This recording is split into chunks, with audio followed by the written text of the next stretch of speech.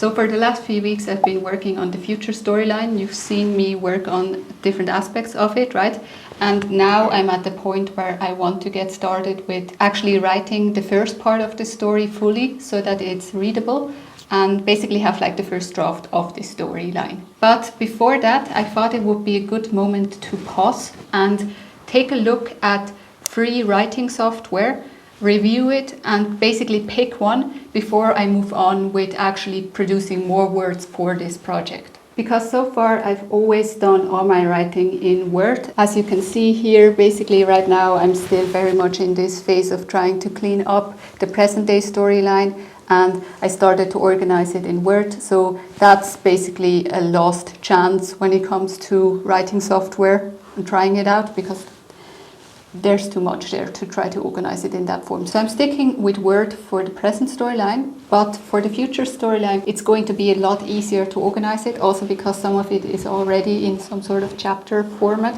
So that's the ideal chance, I think, to take a look at different writing softwares. And as a newbie, when it comes to writing software, look at the features that exist and compare them with each other. So for this review, what I did is I took 4 free softwares that are somewhat similar to Scrivener in the sense that they all have organizing tools, writing tools. Some of them have plotting, world development tools in them as well, but they're all free, some of them open source software. So in this video, we're going to look at all 4 of those softwares, compare different specific criteria, and then at the end I will basically tell you which one I picked. But all of these softwares do have some features or stuff in them that makes them unique, and maybe some of them apply more to you and your needs than they would to me. So that's why for each of these softwares I did a more in-depth review when I tried them out, to basically present what the software looks like, what's the installation process, what features can you expect. So if you are interested in one of those softwares and want to see more of what it looks like in action, you can go to those reviews. I will upload them in the coming days, but this video is all about a quick overview of 4 different options and the one that I want to pick based on my criteria. The 4 writing tools that I tried out are Wavemaker, Quoll Writer, Manuskript, and Papyrus Author. And the first criteria that was important for me was the installation process. So all of these softwares are free, but the installation process is very different for all of them. First off, Wavemaker is a web app where you basically download the app and then you can use it either as a browser feature when you're online or offline. It really just works like an app. So that was really easy. Then Papyrus Author is a software that you also download, but you have to sign up for it. So you don't have to register a credit card or anything like that. It's really just you have to register your email address, and then you're basically on the free plan of the software. And Quoll Writer and Manuskript are both open source software where you just regularly download the software from their respective websites.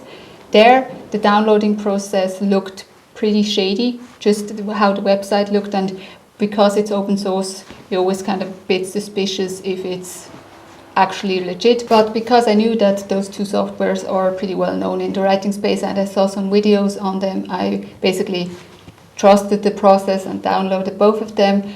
My antivirus detection software didn't have any problems with either of them. It just gave like the standard notification that it's from, you don't know from where it's from, it's not official, blah, blah, blah. But so far, no viruses or anything. It just looks kind of shady, to be honest. And then after that, basically, where is the installation and how do you get into the software, right? So Wavemaker, like I said, it's an app. So you really just have it on your desktop. You have the usual link either on your desktop or in your apps where you get into the program. So it looks pretty simple. Like I said, the download process was really simple. Really liked that one. Papyrus Author, once you signed up once, basically you get to the starting page and there you have your project that you started, and then again, same way as it would be with any other software that you downloaded. Quoll Writer, also, when you look at the opening process, it's a bit slower than the other softwares. And then the clear loser in this round is Manuskript, because I couldn't find out how to download this software in a way where basically I can get rid of the downloading file. The next criteria is the layout and how user-friendly it is. So let's take a look at each of the softwares and then we can compare.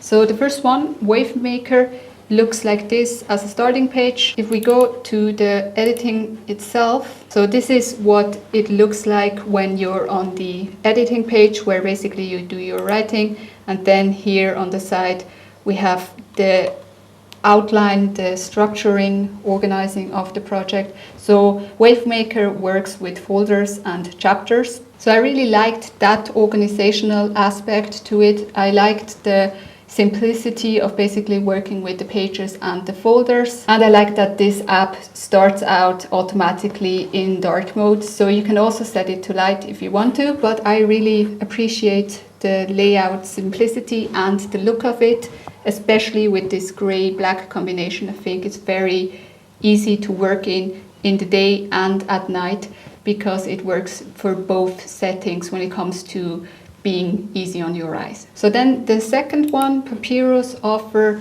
here you can see the whole setup layout of this software is more complex. It has a lot more features than any of the other softwares, and it's a lot more professional.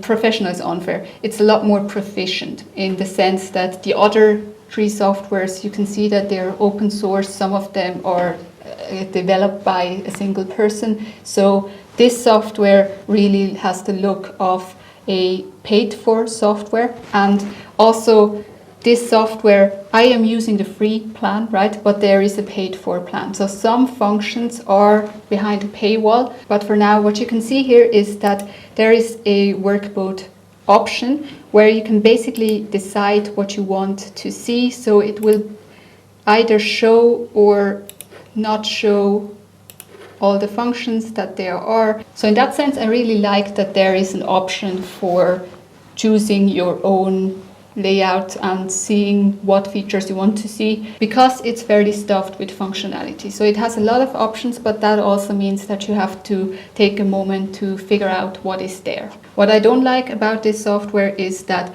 because it has some paid features, one of the paid features is that some of the layout aspects, so for example this background image here on the notes section, you can't change that. There are other options that you can choose from that are free, but you can't get your own, and you can't just set like a set color. That's all behind the paywall, and the same is true for when it comes to the writing itself. And you go into the distraction-free mode, you can't just choose to have, like, for example, a black page and then write in white. You have set images to choose from. So that's pretty annoying in the sense that I get that some of the features have to be behind the paywall because that's the business model. What I don't get is why it's such a basic feature. Okay, so and then the next one is Quoll Writer. Here you can see what this looks like. I am not a very big fan of this layout, if I'm honest. I found it somewhat confusing to figure out how exactly it worked until I had my material filled into it and basically saw it. So what I mean is, for example, here you can see in this section, this is meant to be the outlining overview section. So here that's a scene, down here those are notes, and once I filled them in, I figured out what the section was for, but before that it was somewhat confusing. What I don't really like about this layout most of all is the text and how it's displayed. So this huge wall of text, here I actually put like a space in between, because when I first started writing in here, it really just started like with no spacing at all. You can set up the spacing yourself in some of the settings, but that's what I find somewhat annoying about this setup, is that in the beginning it was really hard to figure out where my text is. So this is the Manuskript setup. Again, it comes in the standard dark mode. You can set it to light. I really like the color scheme here. I like the darker gray and the black for the writing, which is easy to find the features. The features are fairly easy to understand in themselves. And also the overview, again, we have the folders and we have the pages. What I also like about this software as well as the other ones, all except Quoll Writer, is that basically you can see the other features are in their own separate tabs. They have their own features behind it. It's not all shoved into one page. So that makes it easier to find them and work on them, in my opinion. Okay, so let's take a look at the functions of the softwares and what they have and what they don't have. So first of all, Wavemaker. In Wavemaker, what you get is the usual editing, where you can do the writing of your story here in the software itself, right? It's sectioned by the text documents, which I labeled as chapters. You have some outlining options. So most of all, it's the planning board, where basically you have it ordered by chapter, and then you have cards that you create and you can move those cards around. So a very index card outlining approach. And then you also have some development tools. You have a mind map, you have My Snowflakes, where you can apply those processes to fleshing out aspects to your story. And what you've got is a timeline tool, which gives you very clear options for figuring out the exact timeline and dates of events.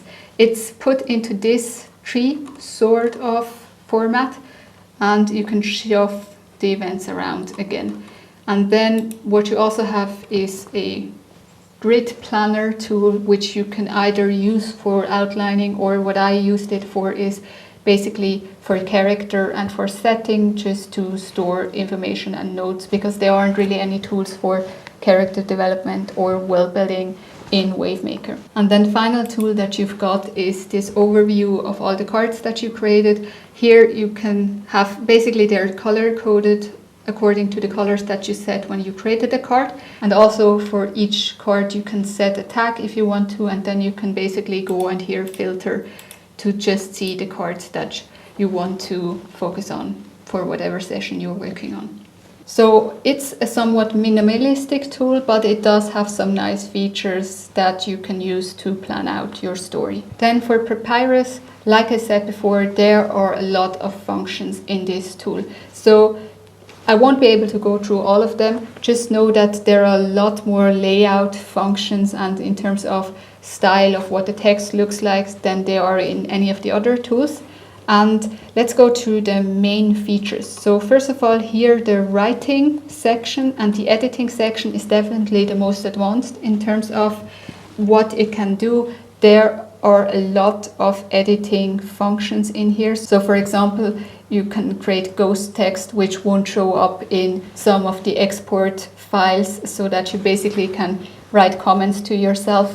There are a lot of comment functions that you can use for different things. So a lot of in-text notes, highlights, comment functions, and then around it you can create those pins and other notes that are more story relevant, so you can separate those two functions. That's very nice. So if we go into the character section, you can see it opens new window in tab form. Here you have basically a table where you can write down all the characters that you have, and if you open it you can see there's a whole character sheet where you can fill in information. You can choose an icon and you can upload an image of a character if you have character art. Then what you also have here is a timeline, and now here in the timeline you can see that again it took the chapters that I filled out and put them in here automatically. So what you have here is basically this smaller overview of the timeline. It looks very much like in editing software actually, and up here you have the chapters, then you have the scenes, you have the events, so it's very easy to pinpoint exactly where the inciting incident happens, in what scene, in what chapter. You can basically blend out things if you just want to see like the overview or you just want to see the events. And you can also blend out the characters or show them, and that's why this whole setting an icon for the character is really cool, because it shows up here. For example, in my story, here would be the difference between, right, when this character shows up. So this feature, in order for it to work, basically what it is you fill in your character, you give the character a name, and then when you write your text, it automatically figures out that Alex is the character that I mentioned, right? So here you can see it highlights and links the name automatically. And when you hover over it, it shows you the character profile, and in the timeline, it shows me in what text, in what chapter I've already mentioned Alex. So if you had a lot more characters already set in your table and then you write the text, basically here in the timeline you then have an overview of all the characters and where they show up, which is really cool. So I really like that. And then the final one is the think board, which is basically templates that you can use. Now what I did is I used one template that was a mind map and filled in the same question that I did with the other softwares, just to see. It has a lot of functions and stuff, again, usual mind map.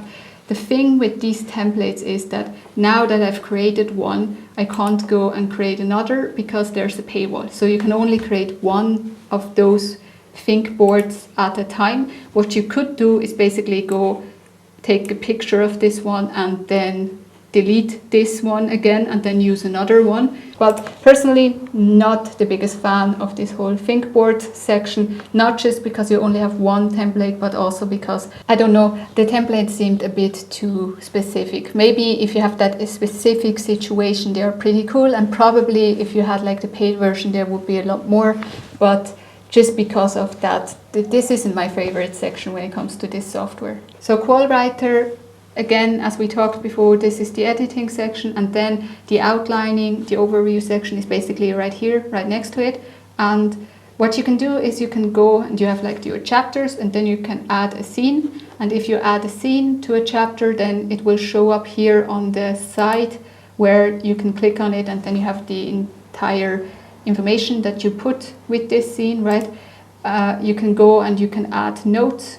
With the notes, there seems to be a distinction between just notes here, information, and to do, which is nice in terms of the distinction. I haven't really figured out yet if the to-dos give you like an alert or something like that, but just seems an interesting feature. Then you can also add events, same as in Papyrus, where basically you mark when specific things happen, right? So for example, here I set a pin for the inciting incident, and here basically you click on where in the text you want to mark it, and then you go and add the event, and then here on the side it pins it next to whatever text event basically is the inciting incident, right? So you get like this overview here on the side. And in the same way you can go and add characters, research stuff, locations, basically by adding items here.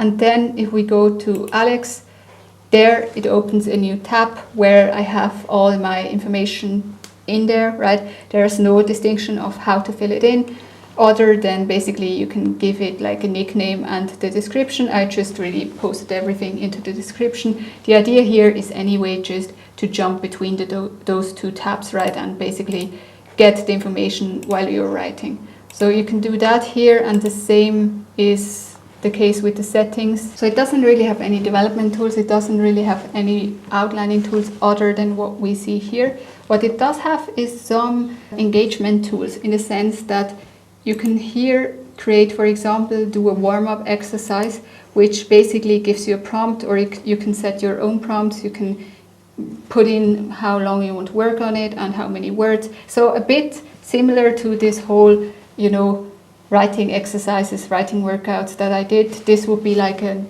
easy tool for it. Personally, I don't really see the need for it in this form, but if you like those kinds of almost challenges within your software, this surely is something interesting to take a look at. And then also what it has here is the function of the idea board. So the idea board is really just a notes section where basically you can go and store notes, and you can basically put in your ideas that you have, right? And then you can also give it stars and figure out which of the ideas you like best and rate them. It's an interesting concept. I don't really know how I would use it, but at least when it comes to the mind mapping that we did with the other tools, this would be an alternative for something like that, where you can put your ideas in that way. Okay, and then Manuscript, basically here again, we have the editing, the writing function. Then what you have here is the outlining. The outlining here, I think this outlining is actually my least favorite, but probably just because it's not really my way of outlining, I think. In the sense that you have here, you've got your chapters and then you have the scenes below them, right? And here on the side, what you can do is you can create plots. We'll get to that in a moment, and you can rate if it's like the main plot, the secondary plot, or the minor plot, and have like an overview next to it, right? So all of those features are somewhat useful. What I don't really like here is the outlining view, because it's not really different than what you have here in the editing. I don't really see the point of this separate overview, other than what you have is some of those added labels. Like here, for example, you have an overview when Alex is the point of view character, or when it shifts to the second one. So it seems to be more of a tracking outline, where you basically see how many words you've written for each chapter and when which character shows up, right? Then for the world, what you have is basically you can create notes for the settings that you have. For example, here I created the garden party setting, and you can see it's really just another description field where you just fill in this information and you have it stored somewhere, but nothing other than that. Plots here, like I mentioned, if you click on it, you can see that basically you have here this function to decide if it's a main plot, secondary, or a minor plot, and then it sorts it and basically gives you the overview of all the plot lines you have and which of them you consider the main plot and the secondary plot. So in that sense, that's kind of nice. You also have this resolution step overview. Don't really get yet how exactly that applies, but I set those resolution steps in terms of how the investigation goes, and then when I go to the outlining, here basically I have my plotline, which is the investigation, and then I have the resolution steps.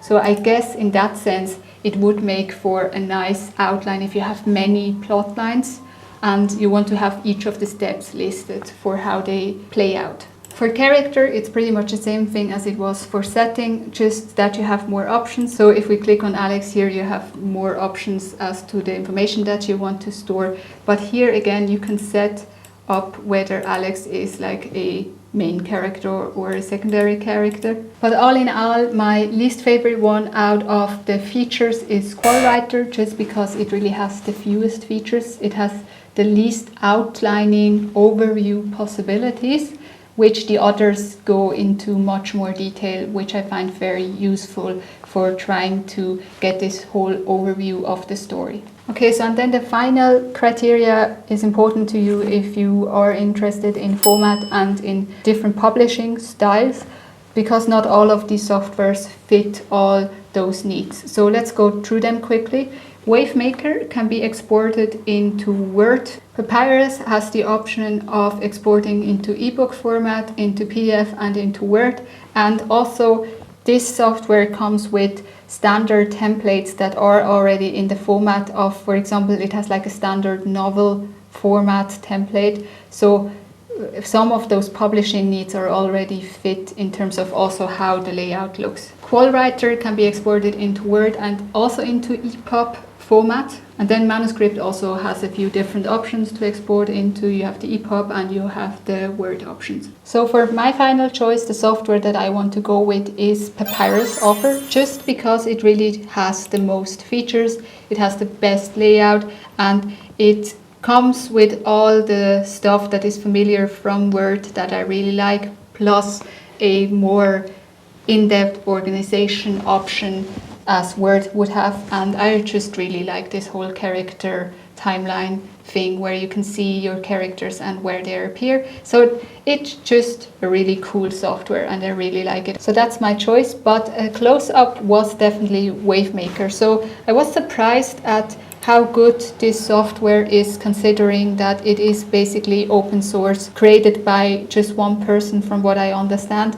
And I really liked the simplicity and the features that are present are really very outlining focused. And I found some of the outlining, especially the timeline stuff, in Wavemaker better than in Papyrus. So if you are looking for a more simplistic, minimalistic tool and you don't want to have to sign up with an email address, then I would definitely recommend Wavemaker to you. It's a really good option. Like I mentioned throughout this entire ranking, basically I did an in-depth review of each of these softwares. If you are looking for more information on any of them, you can go to the videos. I am planning on uploading them throughout the next week so that they are basically available in a timely manner. If you are also in the market for a new writing software, maybe have a look at some of them and let me know which of those softwares that we looked at today you like the best, if you have any experience with them, and let me know what your recommendations are for other softwares if you have free writing softwares that you really like. And maybe in the future somewhen I can do another one of these where I take a look at the paid options and take a look at Scrivener, Campfire and so on, and maybe even compare them to our free options that we looked at today and how much better if they really are.